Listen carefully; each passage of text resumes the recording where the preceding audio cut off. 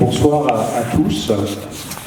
Au nom du Centre européen du résistant déporté, j'ai le plaisir d'accueillir Stéphane Zerr ce soir et vous tous également dans cette très belle salle qui vient d'être inaugurée et que nous étrenons pour d'autre part aussi. Et je remercie la directrice de la bibliothèque universitaire de nous avoir mis à disposition ces locaux. Il y a quelques semaines, nous étions dans un autre endroit et nous avons pu entendre sur le sujet de la foi et de la déportation Caroline François, qui était une des commissaires de l'exposition sur les églises et la Shoah, qui est présentée actuellement au Mémorial de la Shoah à Paris, et cela jusqu'à la fin février 2023. Cette intervention que l'on peut retrouver sur la chaîne YouTube du CERD avait pour objet de dresser en quelque sorte un panorama sur la façon dont les institutions chrétiennes dans chaque pays européen ont appréhendé la montée du fascisme et du nazisme, ainsi que celle de l'antisémitisme. Aujourd'hui, nous nous approchons un peu plus du thème central qui va nous guider jusqu'au printemps prochain, avec des rencontres le 16 et 17 mars prochain à la région Grand Est, sur le thème de la foi et de la déportation. Nous allons aujourd'hui suivre un parcours individuel et voir comment finalement une personne s'est confrontée à sa foi et aux impératifs que lui demandaient de suivre les nazis dans l'Alsace annexée.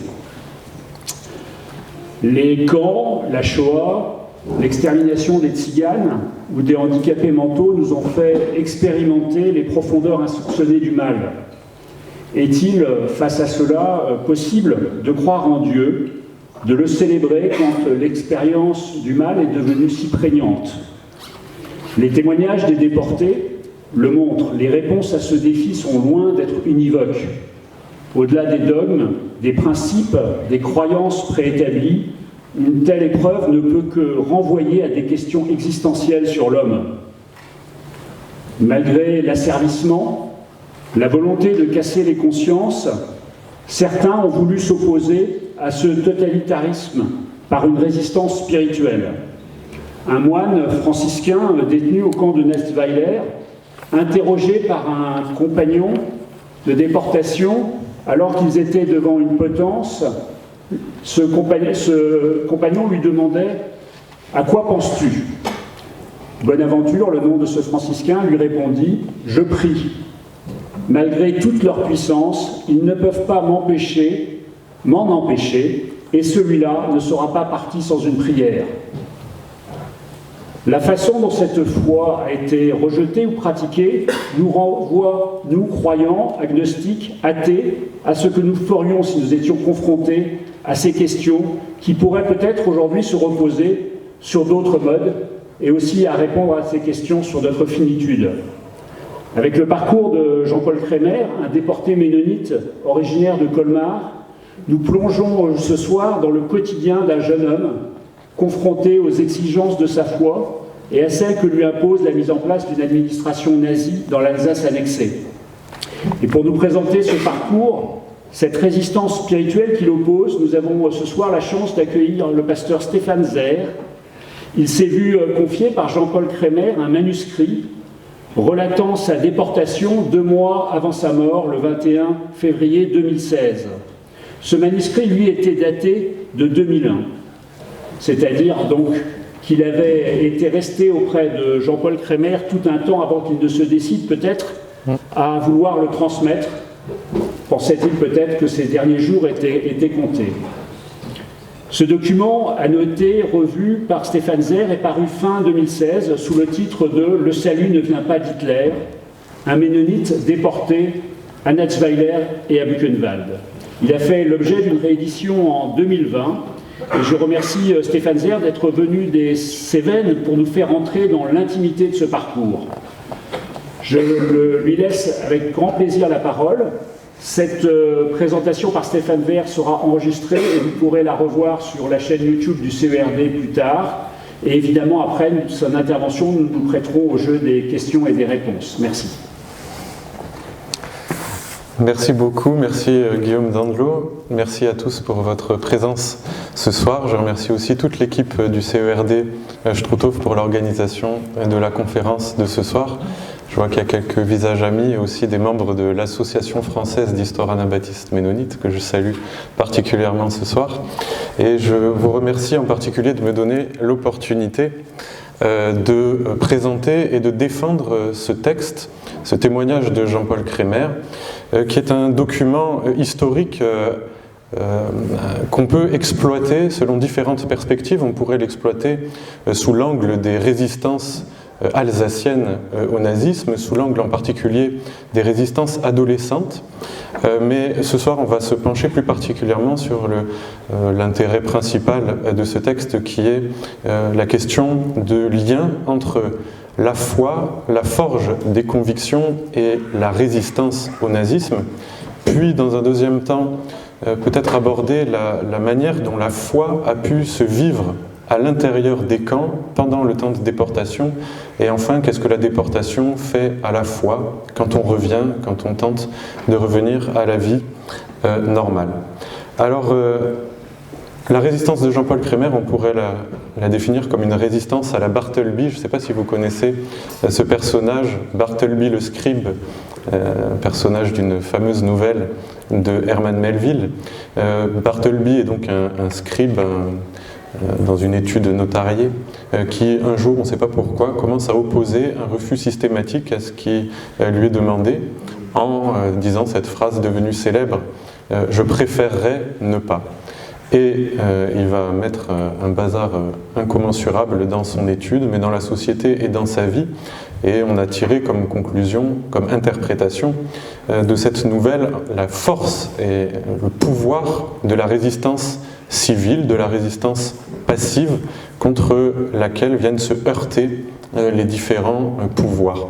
Et donc, si on veut, en extrapolant un tout petit peu, on peut dire que la résistance de Jean-Paul Crémer est de cet ordre parce qu'il va opposer un certain nombre de refus aux exigences des nazis ayant annexé l'Alsace.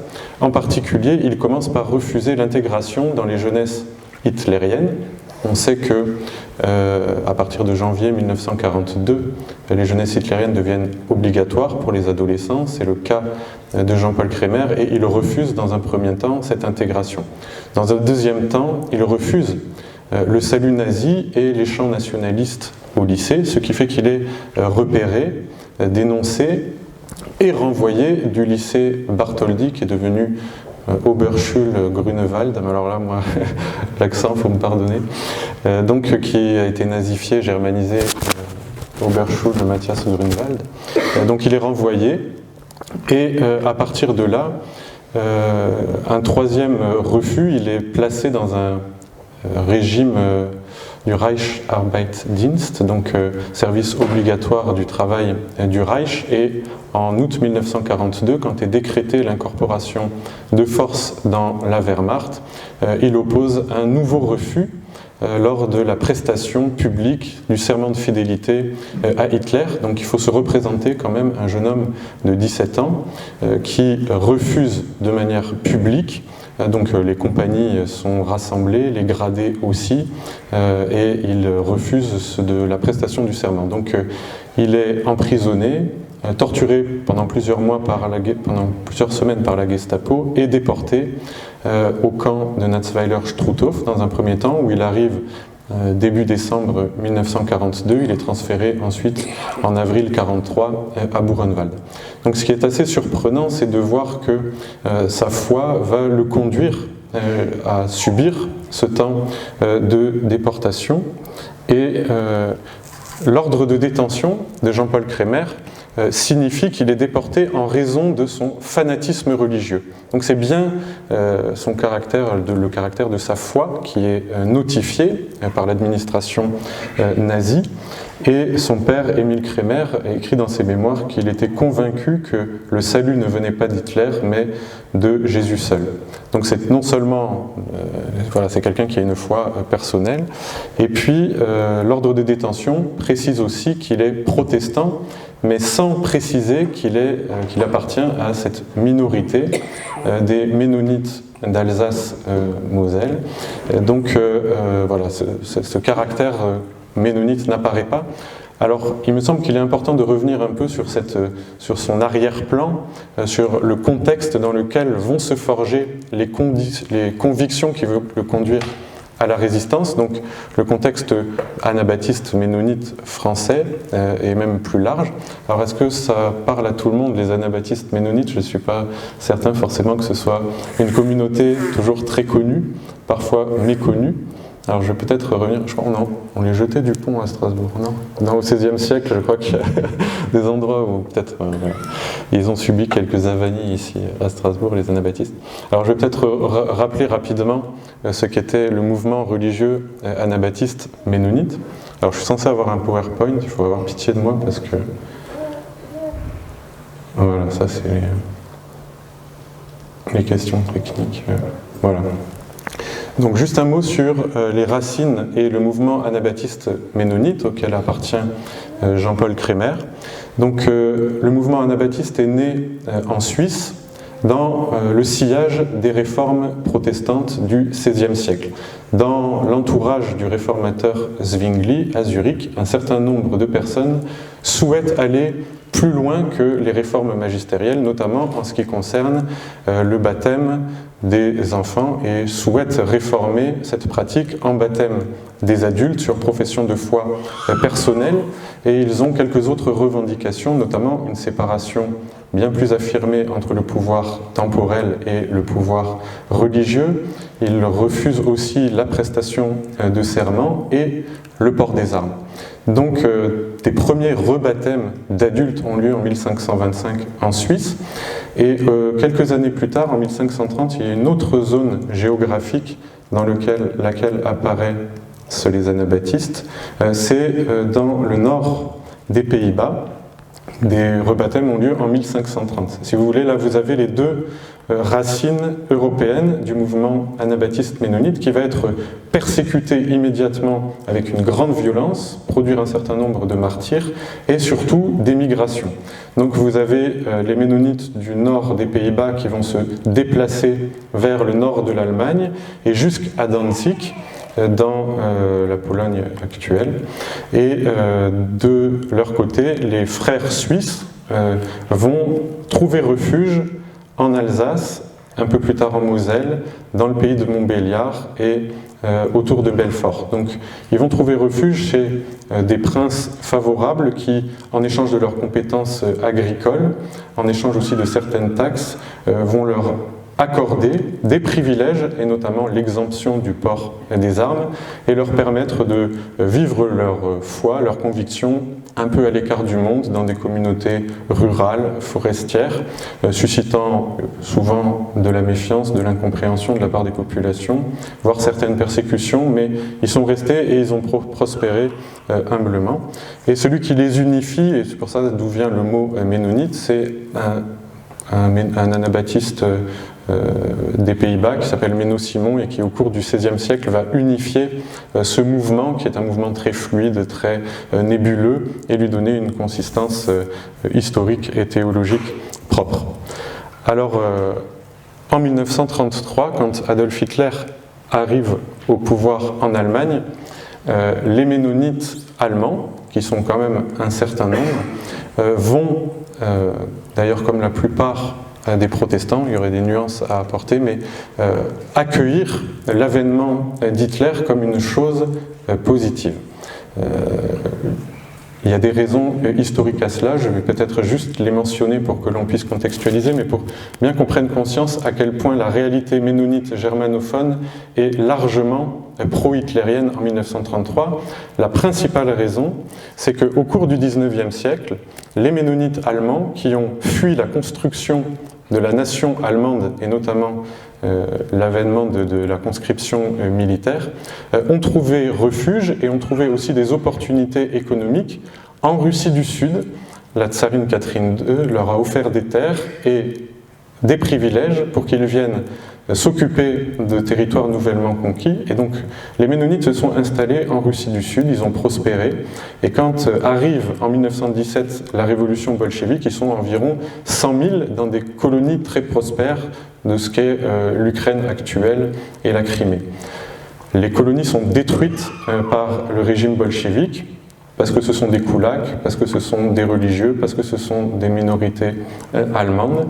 Et donc, en 10-15 ans, les colonies ménonites sont décimées, mais il y a entre 20 et 30 000 qui parviennent à émigrer vers le Canada, vers l'Amérique du Sud, et ils passent par l'Allemagne en apportant avec eux le récit des atrocités vécues sous le joug communiste. Donc il crée un traumatisme dans les communautés ménonites allemandes qui deviennent virulemment anticommunistes et qui voient évidemment en Hitler, selon les promesses qu'il faisait, un rempart contre les Rouges.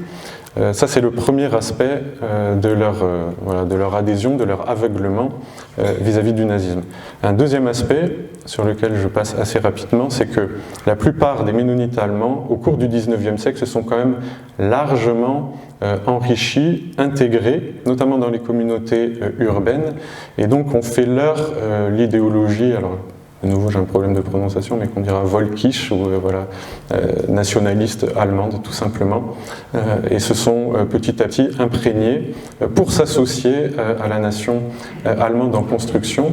Et donc quand Hitler arrive au pouvoir, il ne trouve pas de résistance particulière. Donc la réalité ménonite germanophone, c'est une réalité globalement pro-hitlérienne. Donc comment se fait-il qu'un jeune de 17 ans, ménonite germanophone lui aussi, entre dans une résistance telle, alors que vraiment, en fait, dans les camps de concentration, il y aura finalement très peu de ménonites. Alors, pour ça, il faut resserrer un tout petit peu la focale et s'intéresser au milieu immédiat de Jean-Paul Crémer, sa famille et en particulier son père, Émile Crémer. Émile Crémer, lui, il est garde forestier à Colmar. Il a des responsabilités religieuses. Il est ancien, donc c'est le leader de 2 églises ménonites, une à Colmar et une à Sarrebourg. Et c'est quelqu'un qui a une prise de conscience extrêmement précoce de ce que représente le danger nazi. Et dès 1925, dès l'apparition de Mein Kampf, dès les premiers programmes du NSDAP, il a conscience, en particulier à cause de la position de Hitler vis-à-vis des Juifs, de son antisémitisme virulent, il a conscience qu'il y a quelque chose qui se joue, qui est contre ce qu'il estime être le peuple de Dieu, le peuple juif, et du coup contre l'Église, contre Dieu. Donc il discerne la puissance antichrétienne contenue dans l'hitlérisme et il décide d'avertir les églises dont il a charge du danger de l'hitlérisme. D'autant plus que Émile Crémer est un prédicateur itinérant et qu'il a la possibilité de fréquenter la majeure partie des églises en Alsace, en Lorraine et aussi en Bade en Allemagne. Donc il avertit et il prend des positions très claires entre 1925 et 1939. Donc de manière générale, dans l'état actuel de mes recherches, je n'ai pas trouvé de la part des ménonites français d'adhésion explicite au nazisme, d'adhésion idéologique pendant cette période-là, plutôt comme beaucoup d'Alsaciens, un certain attentisme, voire une prudente soumission aux autorités, mais quand même un certain nombre de gestes de résistance. Il y a des passeurs ménonites, beaucoup, entre la France et la Suisse, entre la Moselle et la France. Il y a pas mal de noms ménonites ethniques dans les FFI au moment de la libération. Donc la réalité ménonite française est plutôt une attentiste, voire avec des gestes de résistance, mais c'est en bonne partie, je pense, quand même grâce au message assez ferme d'Émile Kremer.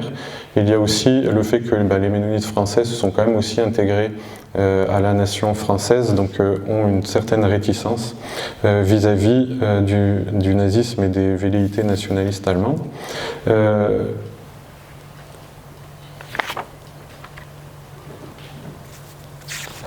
Voilà. Et donc Émile Kremer, pendant la guerre, va avoir des prises de position très fermes et très courageuses qui vont le conduire lui-même à un procès public par le Sondergericht de Metz, à être emprisonné pendant presque 1 an et interné en asile psychiatrique. Donc on voit que Jean-Paul Kremer est entouré d'un milieu radicalement hostile au nazisme, en particulier familial, en particulier son père. Et donc, comme on ne devient pas résistant du jour au lendemain, en 1942, que le contexte, que l'histoire individuelle compte beaucoup, le contexte de résistance et d'antinazisme de sa famille joue beaucoup. Alors il hérite de cette armature, je dirais, idéologique, d'une forge des convictions antinazies qu'il s'approprie personnellement, mais qu'est-ce que devient cette foi quand il arrive dans les camps, à Natzweiler en particulier? La première expérience qu'il fait, c'est une expérience de solitude radicale, qui peut sembler paradoxale avec la promiscuité que vivent entre eux les différents détenus. Il arrive déjà privé des siens, privé d'amis. Il y a d'autres déportés, protestants notamment, qui vont être déportés avec un ami. C'est le cas par exemple de Pierre Roulinet, qui est déporté au Struthof, mais qui peut vivre une certaine intimité, une certaine amitié avec des camarades de déportation. Ce n'est pas le cas de Jean-Paul Kremer. Il a le triangle rouge des politiques, mais il n'est pas un politique, il n'appartient pas à la famille communiste majoritaire, donc il ne peut pas s'intégrer à un grand groupe de déportés qui le précède. Et puis, comme je le disais tout à l'heure, les ménonites n'ont pas été persécutés de manière systématique par les nazis, donc il ne trouve personne de sa communauté dans les camps. Et enfin, il est seul par rapport à la souffrance physique qui est imposée, les rites de déshumanisation qui lui sont imposés quand il arrive dans le camp, le corps rasé de la tête aux pieds, plongé dans une cuve de désinfectant, et je passe tous les sévices qu'ils sont obligés de subir. Donc une solitude importante, qui est renforcée encore par le fait que la condition d'un chrétien dans les camps, c'est vraiment être comme une brebis au milieu des loups, en particulier parce qu'il est pacifiste. Et il y a un historien qui s'appelle Waxman, qui a écrit un pavé sur l'histoire des KL, et qui dit très clairement que ce que combattaient vraiment les SS, c'était non pas les convictions religieuses des détenus, mais leur comportement obstiné. Les chefs de la résistance passive étaient frappés avec une grande férocité. Et Jean-Paul Kremer le dit lui-même, il se sent souvent désigné de manière toute particulière à la vindicte des SS en tant que pacifiste, en tant qu'opposé, qui a refusé notamment l'incorporation dans la Wehrmacht. Par exemple, quand il arrive à Natzweiler, tout son contingent de déportés rentre dans le camp, et lui, il est maintenu dehors à 1 mètre des fils barbelés, et on le laisse croupir là pendant des heures, sans doute pour lui donner l'occasion de fauter et d'être abattu. Donc, la condition chrétienne dans le camp de concentration, c'est cette vulnérabilité, et en même temps aussi la difficulté de vivre et de conserver une éthique chrétienne. Ça, c'est aussi quelque chose qui met particulièrement en danger. Je pense que j'y reviendrai, mais être chrétien et vouloir conserver une éthique chrétienne dans le camp, quand ce qui est au centre, c'est la survie individuelle, et que tout le contexte pervers du camp tend à déshumaniser, à faire perdre justement ce sens des valeurs, c'est se mettre en danger devant l'arbitraire, la peur, la faim, la violence, la ruse, le vice, et ça crée des problèmes de conscience aux déportés chrétiens. Récemment a été publié le témoignage de Sylvain Vergara qui s'appelle « Les chemins de l'aube », qui est un texte magnifique que je vous conseille. Et Sylvain Vergara, justement, met en scène ce débat de conscience parce qu'il trouve, quand il est à Buchenwald, un morceau de pain abandonné dans le fond d'un placard, et il le prend, alors qu'il ne sait pas s'il le peut, voilà. Et il en ressort un dilemme de conscience qui l'affaiblit. Donc le vol, l'interdit du vol, l'interdit de la délation, etc., mettent en danger les chrétiens qui n'ont pas finalement les armes et ne s'autorisent pas à prendre certaines armes nécessaires à la survie. Et paradoxalement, avec tout ça, plusieurs déportés protestants notamment ont dit avoir expérimenté, au milieu de cette solitude, au milieu de cette condition de brebis au milieu des loups, ils témoignent d'une présence mystérieuse et surnaturelle de Christ à leur côté. Et je cite Aimé Bonifa, qui est donc un jeune protestant des Unions chrétiennes de jeunes gens, déporté à Buchenwald, qui a écrit lui aussi un texte magnifique. Il écrit « J'ai éprouvé la présence réelle du Christ et la puissance de la foi dans des situations désespérées.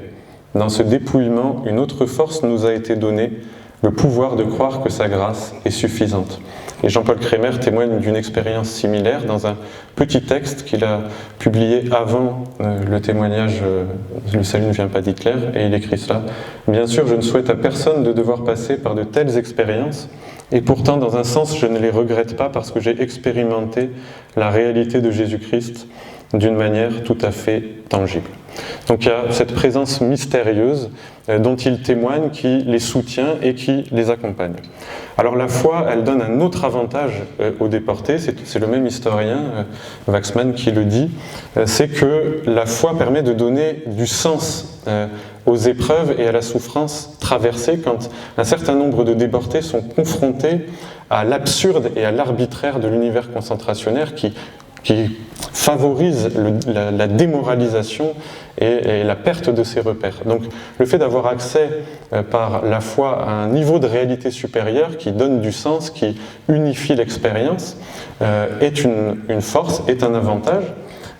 Et c'est ce que Paul Ricoeur appelle le sens chrétien de l'histoire, là où les événements perdent complètement leur unité, leur signification, qu'elles sont plus que bruit et fureur dans la souffrance. Le chrétien accède à un certain niveau de réalité avec l'assurance que malgré tout, son Dieu est derrière, conduit les choses de manière providentielle selon sa volonté. Alors c'est très important dans le témoignage de Jean-Paul Kremer, ça c'est vraiment, il me semble, quelque chose qui revient, qui donne l'intérêt principal de son texte, c'est la manière dont se manifeste pour lui cette protection et cette providence divine, parce que le témoignage qu'il rend à son Dieu à ce moment-là est un témoignage d'une providence protectrice qui va s'exprimer d'abord par des paroles. Quand il est, avant d'être déporté en prison, il reçoit 2 lettres de la part de jeunes femmes, 2 lettres qui viennent d'origines complètement différentes, mais qui contiennent le même verset biblique qui est tiré du livre d'Ésaïe dans l'Ancien Testament, et je vais le citer si je le retrouve, mais en gros, qui dit « Ne crains rien car ton Dieu est avec toi, il te gardera ». Donc il reçoit ce texte de 2 origines différentes et il le considère comme étant une parole de Dieu qui lui est adressée particulièrement puisque c'est un concours de circonstances qui lui semble providentiel, et cette parole, cet attachement à cette promesse divine va faire qu'il le dit plus tard, il n'aura pas peur, il est à peu près sûr de s'en sortir, c'est quelque chose qui va lui donner une certaine assurance, une certaine paix. Et puis il y a des paroles qui lui viennent non pas de personnes religieuses, mais au contraire de la part d'autres déportés communistes. Et c'est d'autant plus, il le souligne davantage pour dire que son Dieu peut même utiliser la bouche d'un athée pour le rassurer, pour le conforter. Et il raconte qu'au moment de la grande peur que constitue le moment du transfert entre Natzweiler et Buchenwald, vous savez que dans le camp, les numéros sont appelés au haut-parleur, c'est un moment volontaire pour terroriser, puisque on ne sait pas ce qui nous attend, on peut être appelé par la section politique pour être torturé, bref, c'est un moment d'incertitude, c'est un moment de crainte, et un déporté politique Il lui dit ça, je ne sais pas où tu vas, personne ne sait, mais toi, ton Dieu, te gardera. Et Jean-Paul Kremer commente, il avait vu combien de fois j'aurais dû y passer, mais cela ne s'est jamais produit. Donc, dans ce contexte, dans cette lecture, dans cette interprétation des événements, même la parole d'un athée communiste va dans le sens d'une providence. Alors elle se manifeste aussi et surtout par des gestes très concrets de secours. Il y a plusieurs moments dans le témoignage de Jean-Paul Kremer où des gestes de secours vont se manifester en sa faveur pour qu'il survive. Donc vous savez sans doute que dans les camps de concentration, il y a un certain nombre de paramètres qui permettent la survie. Et parmi ces paramètres, parmi beaucoup d'autres, est le lieu d'affectation où est placé le déporté. Au camp de Natzweiler, un des pires commandos, c'est celui de la carrière de granit, on y meurt comme des mouches. Et Jean-Paul Kremer, parce qu'il parle l'allemand, est placé dans un commando plus facile. C'est l'Effektenkammer, c'est la chambre des effets personnels, où finalement il évite le commando le plus dur, le plus exténuant, et où il est placé de manière favorable dans un commando moins difficile, par l'intermédiaire quand même de certains déportés qui lui sont favorables. Et ça va se reproduire dans le camp de Buchenwald, où il est pris en grippe par un SS. Il est dans un commando qui fabrique des charnières pour les coffres de munitions, et puis on ne sait pas pourquoi, il y a un SS qui le prend en grippe et qui veut le faire travailler, donc après la journée de travail normale, encore jusqu'à 1h, 2h du matin à creuser des tranchées de canalisation. Donc il est sûr d'y passer au bout d'une semaine, et ce sont des déportés communistes qui, voyant la détresse dans laquelle il est et l'assurance d'y passer, vont intervenir en sa faveur. Donc peut-être je fais juste une légère digression sur l'organisation du camp de Buchenwald, parce qu'elle est particulière. À l'intérieur de Buchenwald, ce sont les déportés politiques, et en particulier les communistes, qui ont réussi à prendre, par tout un jeu de lutte souterraine de pouvoir, l'organisation en particulier du travail des déportés.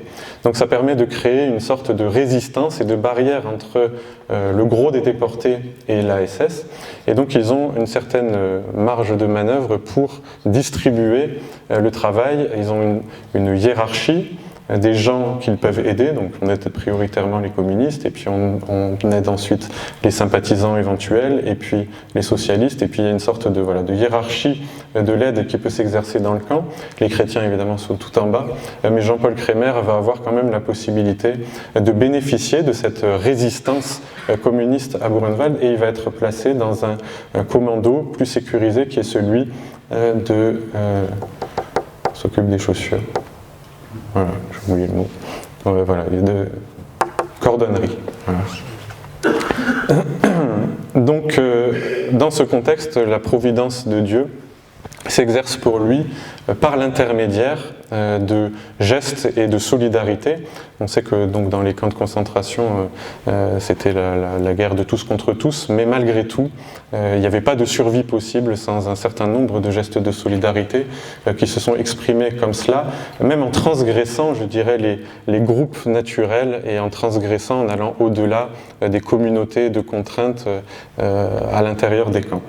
Alors, la dernière chose en ce qui concerne la foi en déportation, c'est qu'elle représente quand même un danger supplémentaire pour les déportés. Déjà tout simplement parce que les manifestations de piété, les réunions, les livres, les ustensiles qui peuvent servir les rites religieux sont strictement interdits. Donc si des déportés veulent s'y livrer, avoir le secours de leur foi, de leur pratique, de leur rite, ils se mettent nécessairement en danger. Le protestantisme bénéficie d'une pratique plus légère, puisqu'elle est plus intériorisée, à l'inverse du judaïsme ou du catholicisme, par exemple tout simplement parce qu'il n'y a pas de jour ou de nourriture d'abstinence où on s'affaiblit davantage. Donc à ce niveau-là, les protestants jouissent d'une pratique, on va dire moins dangereuse, mais ils ont quand même besoin du texte biblique, puisque l'écriture seule est à l'origine quand même de la réforme. Donc ce rapport au texte biblique est absolument nécessaire, et il n'y a pas de Bible dans les camps. On sait qu'à Ravensbrück, pour les femmes, il y a des Bibles ont pénétré le camp, elles ont des petites études bibliques, elles se la font passer, mais il n'y a pas d'exemple, en tout cas pour Jean-Paul Crémer et les autres récits de déportés protestants, j'ai pas d'autres exemples d'accès à la Bible dans les camps. Et voire même, la Bible va devenir, dans le cas de Jean-Paul Crémer, un moment paradoxal et particulièrement pervers de tentation, parce que quand il est à la chambre des effets personnels, il est sous l'autorité d'un Rottenführer, le Rottenführer Simon, qui est un fils de pasteur, et qui sait que dans tous les objets consignés de manière hyper scrupuleuse par la SS se trouve donc le paquet de Jean-Paul Crémer, et dans le paquet de Jean-Paul Crémer se trouve une Bible. Et donc ils ont l'occasion d'échanger à ce sujet, et il lui dit ça, je vous lis. À la Bible, ce ne sont que des légendes, des contes, je le sais très bien, mon père était pasteur. Il savait que je n'avais pas de Bible, il n'y avait aucun livre dans le camp. Tout livre, journal, etc. était défendu. Il me dit, vous aviez une Bible ? Oui. Surtout ne cherchez pas votre Bible dans votre sac, sinon ça tournera mal pour vous. Et quelque temps plus tard, le Rottenführer place volontairement sur une chaise la Bible ouverte, pile à l'endroit où Jean-Paul Crémer travaille. Il dit « Je me suis bien gardé de la lire, car cela aurait été ma perte ». Donc, dans un contexte aussi pervers et dénaturé qu'est le camp de concentration, la Bible, qui est censée être l'objet de salut, du secours de la foi d'un réformé ou d'un protestant, devient objet de tentation et de mise en danger. Et je termine sur un dernier point qui rejoint cette question de la condition chrétienne dans le camp et de la mise en danger que représente la volonté de vivre une étiquette chrétienne. S'il y a bien un sentiment à l'intérieur de l'univers concentrationnaire qui est proscrit, c'est celui de la compassion. Le problème, c'est que un chrétien dans le camp ne peut pas complètement se départir de cela, et Jean-Paul Crémer va tenter de le mettre en pratique, en particulier en développant un trafic à Buchenwald de chaussures, puisqu'il travaille à la cordonnerie, comme je l'ai dit, et il va trouver un moyen de décompter les chaussures pour les dédoubler et faire sortir des chaussures pour les déportés qui n'en ont pas, sachant qu'un déporté qui n'a pas de chaussures est promis à la mort. Voilà pour la condition chrétienne dans le camp, pour ce que représente la foi et la possibilité de la foi à l'intérieur du camp. Donc, qu'est-ce qu'on peut dire de la foi après les camps ? Quelle conclusion et quelle va en tirer notamment Jean-Paul Crémer pour lui-même? La chose qui me semble importante à dire, c'est que la déportation représente une expérience limite pour la foi. Comme l'a dit M. Dandelot dans son introduction, quand même l'expérience concentrationnaire est une confrontation à une expression paroxystique du mal, et donc on peut quand même se demander dans quelle mesure la foi l'a subit, y survit, etc. Alors dans le cas des déportés protestants, de toutes les recherches que j'ai faites, je n'ai pas d'exemple de protestants ayant perdu la foi dans les camps. Il y a le cas d'Elie Wiesel, par exemple, qui raconte dans ce moment absolument tragique de la nuit comment sa foi part en fumée. C'est vraiment un moment horrible, bouleversant. Mais je n'ai pas trouvé d'équivalent dans le cadre du protestantisme. Il y a bien sûr un certain nombre de protestants qui sont entrés laminés des camps, en particulier le pasteur Paul Buchenschutz, qui est une figure très émouvante de la réalité de l'Église déportée. Et donc lui, il revient décimé, vraiment, il revient laminé par les camps. Donc il a été aussi responsable qu'un certain nombre de jeunes à sa suite ont été déportés. Bref, il menait un mouvement de résistance, réseau de résistance, je ne sais plus exactement, et plusieurs jeunes ont été déportés un peu à cause de lui. Donc il revient et il se suicide un an après le retour des camps. Mais quand on lui posait la question de savoir si ce qu'il avait vécu en déportation lui avait fait perdre sa foi en Dieu, il répond, et ça c'est dans le livre de Jean-Pierre Marandin qui s'appelle « Frères de misère », que je vous recommande aussi, qui est un très beau livre. Il écrit ça: « Tout cela a balayé toute foi en l'homme, en sa perfectibilité et dans le progrès de ses formes sociales. Cette expérience m'a montré toute la bassesse de l'homme, tous ses sursauts vers la noblesse et la grandeur, toutes ses limites aussi. Elle m'a montré que je pouvais vivre et que je pouvais mourir également, parce que je croyais à autre chose qu'à cette pauvre terre, parce que je croyais en Dieu qui purifie et sanctifie toute vie d'homme qui se soumet à lui, parce que je croyais à un autre monde où la justice habitera. Donc on voit que la foi, même si elle a été un soutien dans les camps, elle n'a pas été un viatique absolu, et sa foi, lui, ne lui a pas permis de tout surmonter. Mais par contre, quand même, Aimé Boniface le dit, ceux qui ont joui d'une foi dans les camps ont quand même été privilégiés dans la survie. Et c'est Aimé Boniface qui le dit comme ça. Il est avéré que la foi chrétienne a constitué pour ceux qui s'y référaient un des ressorts essentiels de leur résistance. La résistance morale, pour préserver du renoncement et de la dégradation, devait soutenir la résistance au harassement physique. Il est indéniable que ceux qui ont le moins mal tenu sont ceux qui avaient une foi, un idéal, un but, des convictions religieuses, politiques ou humanistes. Et dans ce que témoignent la plupart des déportés, c'est que en réalité, la foi et même la conscience qu'on peut avoir de la foi à l'intérieur du camp n'a fait que diminuer. Le harassement physique, la perte de ses moyens fait que la plupart des déportés, au bout d'un certain temps, sont privés de vie intérieure. D'ailleurs, le vocabulaire qui est utilisé pour les définir, ce sont des morts vivants, ce sont des automates, ce sont des gens privés d'âme, privés de vie intérieure. Donc, il y a un moment où même la foi devient tacite, elle est même plus consciente, et ça, Boniface l'explique très bien, et il dit que la plupart du temps, il a eu le sentiment que c'était la foi qu'il avait, bien plus que lui n'avait la foi, et il dit « J'ai souvent éprouvé que la foi ne venait pas de moi, mais qu'elle m'était donnée ». Et c'est un peu ce que dit entre les lignes Jean-Paul Crémer aussi, parce que par certains cas, on n'entend plus parler de ses convictions religieuses. En élargissant un tout petit peu les choses, on se rend compte aussi, après la guerre, quand il rentre chez lui, Jean-Paul Crémer se rend compte que sa communauté et son église a continué de prier pour lui. Alors, ça fait un des parties quand même un peu des aspects de cette foi dans les camps, c'est que sa foi, il comprend qu'elle a été soutenue par les prières de sa communauté, qui montrent que l'Église, pour lui, est une réalité qui va au-delà des barbelés, une fraternité qui est au-delà des barbelés, avec une consistance et une réalité transcendante, on pourrait dire cela comme ça. Et donc son père, dans une lettre très belle qui a été perquisitionnée par la Gestapo, raconte un peu comment s'est mis en place des groupes de prière pour prier pour lui. Donc il y a une solidarité qui ne peut pas s'exprimer de manière physique, concrète, mais qui s'exprime par la prière. Donc le contexte est celui d'une église, fraternité, soutien, solidarité au-delà des barbelés. Peut-être je peux vous lire rapidement, parce que la lettre est très belle, je pourrais en tirer certains enseignements, mais je vais juste la lire pour qu'on en prenne connaissance. Nous avons considéré, donc Jean-Paul est depuis lundi soir au service du travail du Reich à Vieux-Brisac. Nous avons considéré cela comme une épreuve de foi pour lui, une préparation pour l'enlèvement, donc la croyance des protestants évangéliques et ménonites au retour de Jésus-Christ, et comme un témoignage à rendre devant les autorités et le monde.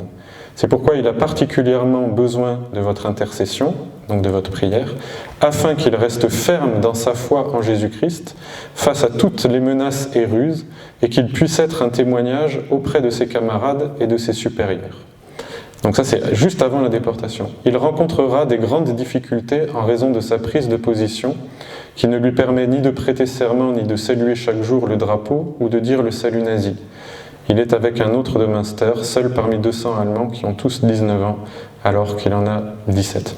Donc on voit bien que la conscience qu'ils ont de ce qu'ils sont en train de faire est clairement de l'ordre du martyr, du témoignage, et la foi doit être soutenue par l'ensemble de la communauté. Et il y a même un événement qui est un peu particulier que j'ai relevé dans un texte d'Émile Crémer, mais je ne sais plus, où il raconte que dans une de ces réunions de prière, précisément, une femme qui est présente a la vision de Jean-Paul Crémer en prison, où un ange le nourrit. Et Jean-Paul Crémer raconte dans son témoignage que pendant tout le temps de sa détention, où il était sous-nourri, il n'a pas perdu de poids. Voilà. Donc il y a toute une atmosphère, toute une ambiance, toute une compréhension de la foi qui touche au domaine de l'invisible et du surnaturel. Dans quelle mesure la foi a pu jouer un rôle dans la reconstruction et dans le retour à la vie normale de Jean-Paul Crémer. Il y a une chose qui est certaine, c'est que, comme je le disais à propos du pasteur Buchenschutz, la foi a pu servir la résilience de certains déportés, mais de nombreux déportés s'en sont sortis sans la foi. De nombreux déportés qui avaient la foi ne s'en sont pas sortis. Donc la foi ne représente pas un viatique automatique, elle a pu participer à un processus de retour à la vie, de reconstruction. Je pense que c'est particulièrement le cas pour Jean-Paul Crémer, parce qu'après un temps de convalescence, il s'engage comme missionnaire en Écosse dans une école biblique. Et donc il y a vraiment de sa part la volonté d'un retour à la vie et de prendre position contre l'expérience mortifère des camps et de s'engager au service d'un message, d'un témoignage en faveur de ce Christ ressuscité qu'il veut servir, etc. Donc il y a une prise de position en voulant devenir missionnaire de ce rejet de la mort et de cet appel à la vie. Et c'est des choses que l'on retrouve sous différentes formes. J'ai relu récemment le livre de Georges Semprin, L'écriture ou la vie. La plupart des déportés ont quand même dû, à un moment, s'arracher à l'expérience de mort. Semprin raconte à chaque fois qu'il a voulu se remettre pour écrire, raconter sa déportation, qu'il était comme ramené dans une atmosphère de mort qui le minait complètement. Et donc la mort va au-delà de la simple cessation d'exister, elle est une atmosphère, elle est un regard, elle est un désespoir. Et donc Semprin renonce à écrire, c'est l'écriture ou la vie, il renonce temporairement à écrire pour revenir à la vie et pour pas rester dans le cadre de cette ambiance traumatisante des camps qui poursuit en fait les déportés après. Donc il y a un moment dans le cadre de ce processus de résilience, de retour à la vie, de séparation et de prise de position par rapport à l'ambiance de mort des camps que Semprin décrit comme un nuage de cendres, comme quelque chose qui poursuit, qui atteint et qui va au-delà de la simple déportation, mais qui continue. Donc il y a cette prise de position et c'est, je pense, le choix qu'a fait Jean-Paul Crémer. D'ailleurs, il a très très peu témoigné pendant des années. Je pense qu'il y avait cette volonté aussi de mettre à distance cette expérience et de revenir du côté de la vie et de s'engager en faveur de la vie. Voilà, je vous remercie beaucoup de votre attention, j'ai beaucoup parlé. Voilà, merci.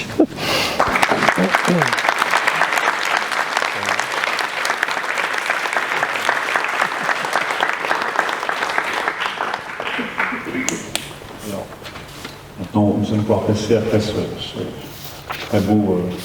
très belle conférence et tous les éléments que vous avez apportés, à des questions-réponses. Je sais que Pierre Rollinet, qui est décédé en avril dernier, que j'avais interviewé sur ces questions de foi dans la déportation, il disait deux choses qui sont intéressantes et qui rejoignent un peu ce que vous disiez. La première, c'est que certains jours, il n'arrivait même plus à dire son Notre Père, tellement il était fatigué, tellement il était épuisé. Et puis une autre chose un peu différente, c'est qu'il disait que par rapport à la communauté des Français déportés dans le camp de Natzweiler quand il y était, il y avait quand même un clivage entre protestants et catholiques à l'époque. D'accord. Et qui s'est senti lui aussi un peu seul, même si effectivement il y avait plusieurs autres, c'est très bien décrit effectivement dans le livre de Frères de misère, plusieurs autres protestants, mais qu'il était assez seul. Et s'il dit aussi qu'il a eu des conversations assez profondes avec le général Aubert Frère, qui est un général qui était déporté, qui est mort au camp du Struthof. Mais il y avait aussi ce qui me paraît peut-être aujourd'hui, 80 ans après, un peu bizarre, effectivement cette distance entre deux communautés chrétiennes, et c'est cette certaine solitude aussi qu'il a ressentie. Alors, ça va vous donner le temps peut-être de réfléchir à une question ou plusieurs questions. La première est toujours la plus difficile. Donc J'ai une question pratique. Oui. C'est les livres que vous avez mentionnés et je ne sais pas si les personnes ont pu prendre note. Est-ce que vous pourriez redire les titres que vous avez proposés? Alors, le plus important, c'est celui-là. Je vous laisse faire donner. Alors, j'ai mentionné d'abord le témoignage « Les chemins de l'aube », qui est... qui est pas vraiment qui est un texte littéraire sur la déportation. Merci. Qui est davantage qu'un document historique brut, comme c'est le cas du Salut ne vient pas d'Hitler, qui est une démarche littéraire et artistique d'une immense qualité. Donc voilà, il y a l'aspect documentaire, mais il y a surtout la démarche littéraire, je pense, qu'il y a à prendre en compte. J'ai mentionné L'écriture ou la vie de Semprun, qui est un classique. Je ne sais pas si j'ai parlé d'autre chose. La nuit de Wiesel aussi. La nuit d'Elie Wiesel, Frères de misère de Jean-Pierre Marandin, qui donc raconte la déportation de Pierre Rollinet. De plus de groupe. Du groupe, voilà, c'est ça. Voilà, qui venait de l'Institut de Gley, dans le Louvre. Voilà. Et Aimé Boniface, il est plus. Si, il est disponible, c'est Détenu 20 800 quelque chose dans les bagnes nazis, qui a vraiment un très très beau témoignage aussi. Et il y a la question, effectivement, cette question des compromis qu'on est obligé de faire. Et je crois que c'est une difficulté effectivement énorme. D'une part, et puis il y a aussi cette question et ce débat qui a été ouvert, vous parliez des communistes à Buchenwald, Oui, sur le fait effectivement, certains, parce qu'ils pouvaient travailler dans l'administration, et les nazis progressivement se sont beaucoup appuyés sur cette administration, effectivement d'affecter l'un ou l'autre à telle activité, et certaines effectivement, comme vous l'avez dit, sont plus mortifères que d'autres. L'exploitation de la carrière, notamment au Struthof, mais au Buchenwald, il y en avait aussi d'autres. Et donc la question est pour savoir, finalement, si moi je bénéficie de cette possibilité, de cet avantage, est-ce qu'il n'y en a pas un autre qui, lui, se retrouve en mauvaise position, et comment arbitre-t-on ce débat, si l'on en est conscient, parce que je ne sais pas si forcément il se posait toujours la question, puisqu'effectivement le maître mot c'est quand même un peu la survie, mais tout en gardant pour certains une éthique et une morale. Et je sais que c'est un débat qui a suscité beaucoup de controverses, effectivement, sur cette question, puisque certains avaient l'occasion de faire passer ceux de leur communauté idéologique, religieuse, etc. Et on sait que ça a joué. Et je ne sais pas comment, si je ne me souviens plus si Jean-Paul Crémer en parle, mais... Il est très, très discret. Il est justement très très discret sur cette question, ce qui est peut-être quand même aussi un peu révélateur parfois d'une mauvaise conscience de fond de toute manière. C'est-à-dire être privilégié, c'est forcément se différencier de ceux qui ont soit moins de chance, soit moins d'appui, et il en reste quand même une mauvaise conscience qui peut tout simplement se signaler par un silence. Et le silence dans le témoignage de Jean-Paul Crémer sur ces dilemmes éthiques, sur les différentes... on ne sait pas toujours dans quelle posture il a été, il y a toujours des silences dans un témoignage, me semble assez éloquent quand même d'une possible forme de mauvaise conscience. Après, Jean-Paul Crémer, connaissant un peu son caractère, avait, je pense, quand même aussi en particulier avec cette idée d'être protégé par Dieu et d'être conduit par lui, je pense que ça devait faire tomber aussi un certain nombre de... Il se laissait faire par les circonstances en ayant cette sorte de conviction que de toute manière c'était Dieu qui dirigeait, donc il n'y avait pas tellement à tergiverser non plus. Je pense que ça a dû jouer, les deux ont dû jouer.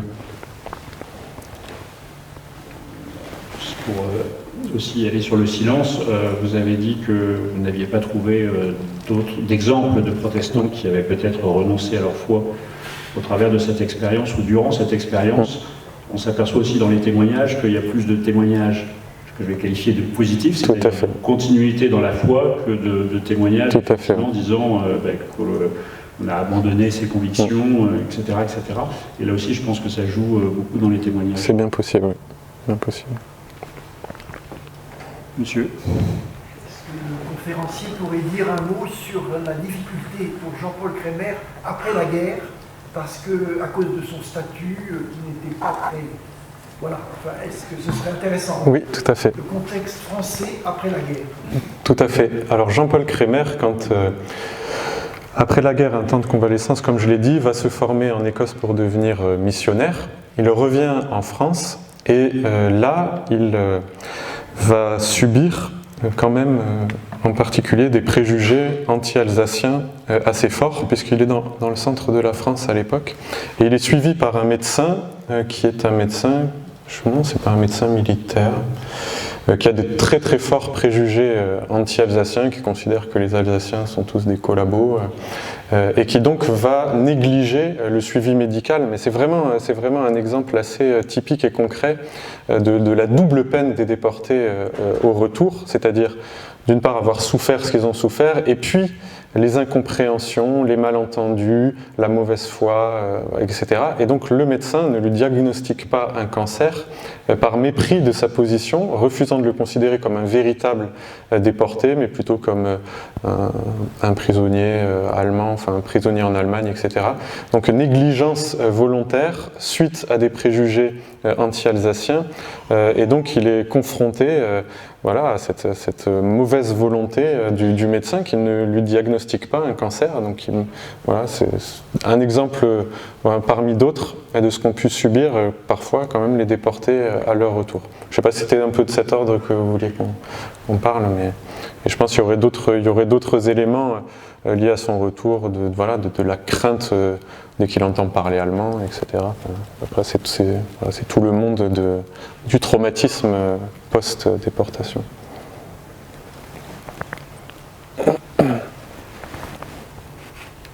Monsieur ? Si j'ai bien compris, vous avez recueilli vous-même le témoignage de Jean-Paul Kremer. Est-ce que vous pouvez nous en dire un peu plus sur les circonstances de ce recueil ? Oui, tout à fait. Oui, tout à fait.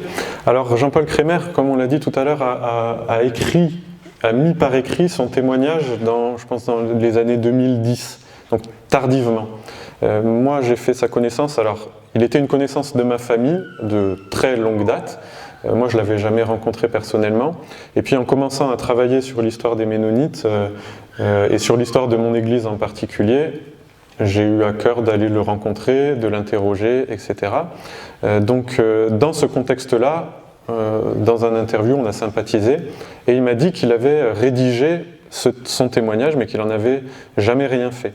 Et j'ai trouvé un peu dommage que ça dorme dans un tiroir, avec, notamment que sur le camp du Struthof, il n'y a pas tant de témoignages de Français que ça, quelques-uns, mais c'est pas non plus, ça court pas non plus les rues, un témoignage de première main. Après, il y avait tout le reste que je trouvais très intéressant. Donc on a sympathisé, il m'a confié le document, donc je devais le mettre, l'informatiser, l'éditer avec des notes, introduction, je voulais faire un travail scientifique, et donc lui montrer ensuite pour savoir si ça lui convenait, sauf qu'entre-temps, le temps que je fasse tout ça, il était décédé, donc voilà, il est mort 3 mois après qu'on se soit rencontrés. Voilà. Et donc après, j'ai poursuivi l'aventure, j'ai édité le texte comme promis, j'ai fait du mieux que je pouvais. Et puis voilà, je suis là ce soir. Cécile, que je remercie pour son aide aujourd'hui, qui est au fond à des livres, éventuellement si vous voulez repartir avec un livre pour aller un peu plus loin. Et c'est vrai qu'il y a peu de témoignages, en tout cas par rapport aux milliers de Français qui ont été au Struthof, c'est pas du tout la majorité du KL. On sait aussi que effectivement les écritures sont soit été faites souvent, soit tout de suite après, ou soit très longtemps après, parce qu'effectivement il y a un aspect thérapeutique dans l'écriture, et puis aussi de constater que tout le monde n'est pas en capacité d'écrire, c'est-à-dire que beaucoup, les déportés viennent de tous les milieux, et donc n'ont pas forcément une aisance avec l'écrit. Donc on a quelques témoignages, par exemple, qui sont sur 3-4 pages de personnes qui ont écrit un peu, notamment souvent vers la fin de la vie, pas des règles générales, mais souvent vers la fin de la vie, souvent interrogés par les petits-enfants ou arrière-petits-enfants, la deuxième génération, enfin la première génération n'ayant pas forcément eu cette possibilité-là, là aussi, parce que le traumatisme était trop fort. Pierre Rollinet aussi me disait, son fils me disait que pendant longtemps, quelquefois il se plaçait dans une salle, dans une pièce un peu éloignée et qu'il criait. Voilà, donc une façon d'exprimer un peu les choses aussi. Mais ces témoignages sont vraiment fondamentaux pour essayer d'approcher ce que les historiens ne nous disent pas forcément avec des dates, des statistiques qui sont complémentaires évidemment, mais ils nous permettent aussi de nous identifier plus à ce parcours personnel. Et ce qui est intéressant dans le travail que l'on fait au CERD au travers des témoignages et de ce patrimoine qui est là, de ce souvenir de Pierre, cette mémoire de Pierre, c'est effectivement que chacun puisse se poser des questions par rapport à lui-même. C'est ce qui fait la différence entre si nous on allait visiter le site de Waterloo, et celui-là, c'est que là, effectivement, les questions, elles sont toujours malheureusement d'actualité d'une façon ou d'une autre, et la mission, c'est effectivement de faire prendre conscience qu'à la fois c'est une page, mais que ce n'est pas une page complètement révolue, c'est une page qui n'est pas complètement tournée, et je sais bien que l'actualité revient régulièrement, et encore depuis le début de l'année, sur ce genre de choses, et c'est intéressant toujours de voir effectivement comment ils ont répondu, et avec cette diversité des réponses qui fait écho à notre complexité personnelle. Est-ce qu'il y a encore des questions? Sinon, nous allons nous séparer. Si vous avez encore quelques questions à poser auprès de Stéphane, je pense qu'il répondra volontiers. En tout cas, je vous remercie pour votre présence. Si vous recevez pas directement nos informations sur les prochaines conférences, vous pouvez nous les laisser, vous laisser un mail pour qu'on puisse vous indiquer les prochaines conférences qui auront lieu, avec notamment ces 2 journées, du 16 et 17 mars à la région Grand Est, sur le thème de la foi et de déportation. À la fois, on a parlé beaucoup évidemment aujourd'hui des chrétiens, mais aussi chez les juifs, à la fois sur le côté spiritualité, et puis sur la pratique, est évoqué les différences de pratique, comment pratiquons à Auschwitz. Le directeur du mémorial sera là pour notamment en parler. Merci et bonne soirée à tous. Merci beaucoup. Merci.